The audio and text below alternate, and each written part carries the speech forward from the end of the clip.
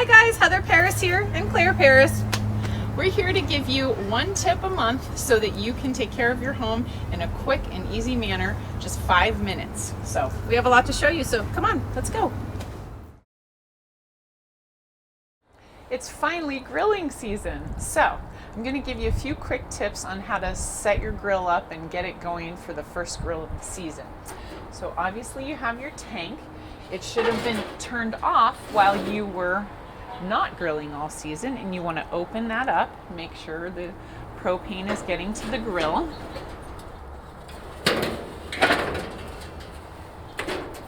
And then this one, because these electronic igniters often go out, I have to light it by hand. So I'm going to take out the grill and turn it on high.